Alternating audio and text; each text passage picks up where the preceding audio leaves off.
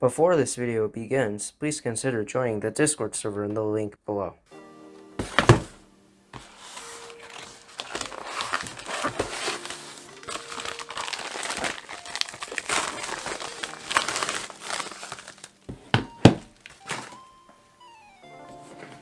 Today we're going to be unboxing the Samsung Galaxy S21 5G.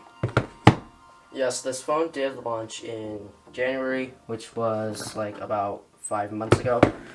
But I picked it up on SwapUp for about $200 less than the MSRP of $800 because I desperately needed to replace my current A10e that is very cracked, and I bought it secondhand, so the back was already kind of ruined from drops from the previous owner. So I ordered the S21 in the 128GB version. It is the Phantom Gray, as they call it. Unfortunately, this one is locked to T-Mobile, as that was the cheapest one I could find, but I can use any T-Mobile NVMe in this phone.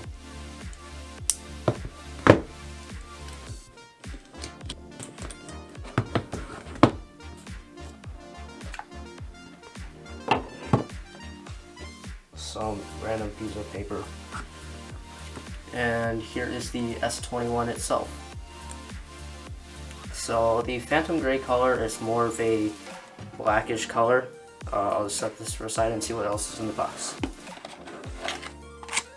So here's a little box with a Type-C to C USB charging cable,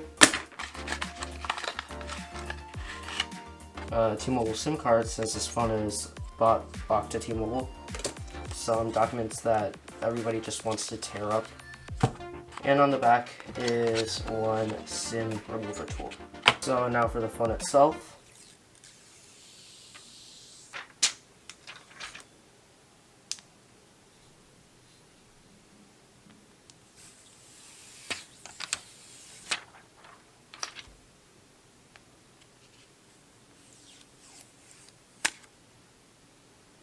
The finish they did on the back of this phone, which is plastic this time, is really nice. They did kind of like a matte sandblasted finish.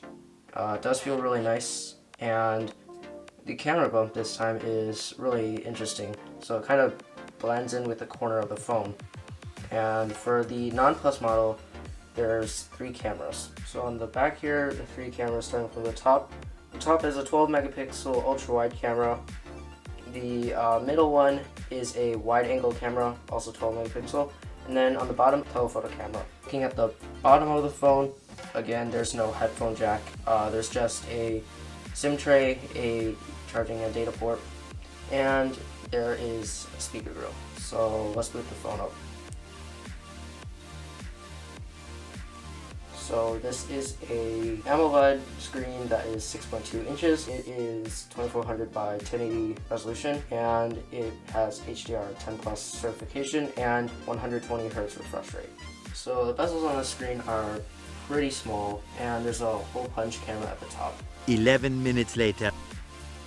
Just from setting this phone up, this phone has a really gorgeous display. The 120 Hz refresh rate makes everything feel really smooth. And the screen does get pretty bright, like when you open something bright up. It looks really good. And of course it's running the One UI, so you have everything you'd expect from the Samsung software. One thing I've always wanted to try out is the in-screen fingerprint sensor. So I'm going to try to register my fingerprint now. So it seems like I just start scanning it here.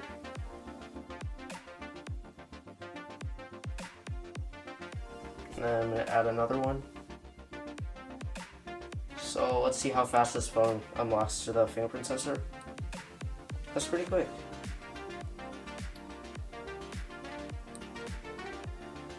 Yeah, it's a pretty good fingerprint sensor, I'd say. We're taking the SIM card tray out. You'll see that there's no SD card slot. This is the only tray where you can put in stuff to the phone, and it's just a single SIM slot. So it's very disappointing that they took away the SD card slot that they've had like forever. Now that everything's set up on this phone, I think it would be a good time to try the 3 cameras on the back. So first I have this keyboard here that I built. You can go check that video out if you want. And I'm going to take a picture of it with this and see how good I can make it look.